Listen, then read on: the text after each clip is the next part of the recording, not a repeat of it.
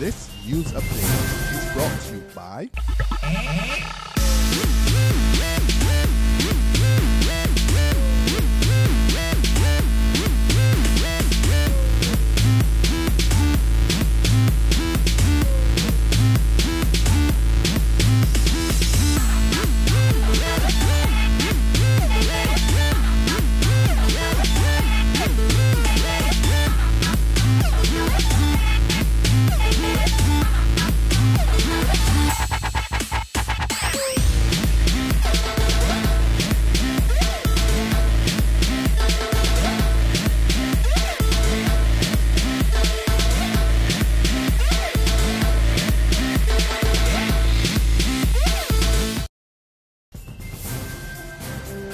This is the 6 p.m. Barbados Today update for Friday, July the 4th, 2014. I'm Emmanuel Joseph. Good evening.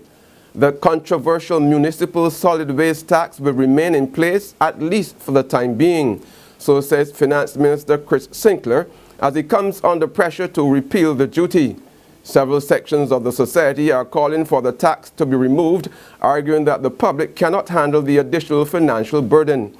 But Sinckler tells Barbados Today that the government will not be reviewing the duty at this time. He explains that government simply cannot foot the $30 million waste treatment bill, adding that before any refunds can be made, the public must first be paying the tax. You pay, and then you ask me to analyze and to do an analysis as you do of your thing, and then you make a decision based on what the advice is from the technical people. But we have to do this. So it's either they can tax it on land or put it on food. Either way, it has to be done. It has to be done. And if you do it on imports, if you do it on imported stuff, it can be on imported stuff only. It has to be done on all production in Barbados. Meantime, Prime Minister Freundel Stuart is urging residents to give the tax a chance. Speaking to reporters at the 35th Heads of Government Conference in Antigua this morning, Stuart said his administration is willing to review the tax, but that won't happen before he can see how it's working. I don't want Barbadians to be too agitated about the Municipal Solid Waste Tax. If it is thought that the tax is wreaking hardship not contemplated by the government at the moment of its imposition, the government, after we have seen how it has been operating, will revisit it. This has happened with all the taxes that any government has ever introduced. The Prime Minister also commented on a report by the International Monetary Fund questioning the large number of allowances and exemptions being implemented in the island. Stuart says he's still looking over the experts' recommendations, which show that a few changes are needed to make the country's tax system more efficient. The Cabinet has not yet even discussed the report. All that I have said to you is that the report has highlighted our unwisdom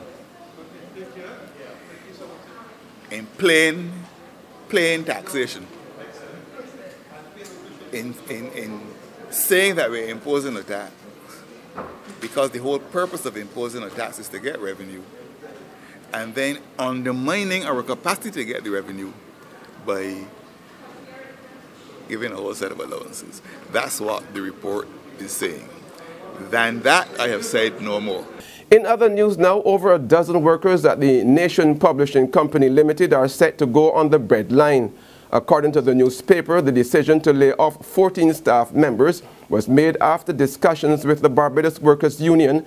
The retrenchment exercise, which takes place over the next 3 months, will involve people who opt for voluntary redundancy and early retirement packages. At the same time, workers at the Port Authority are still waiting to know their fate. Early this week, it was revealed that some 110 workers may be laid off. But Port Authority Chief Executive Officer David Jean-Marie says nothing has changed since that announcement, as he was still waiting to meet with the union on the matter. There's regional and international news after this short break. Hi, I'm Red Plastic Bag. Anyone who knows me knows I don't like cold.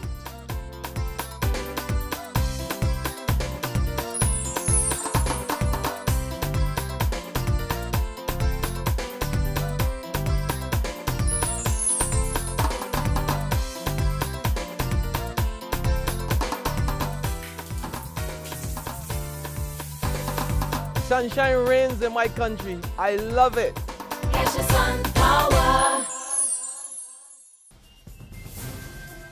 To news from the region now, St. Lucia's Prime Minister Dr. Kenny Anthony says he's fed up with the recycling of issues at the CARICOM level.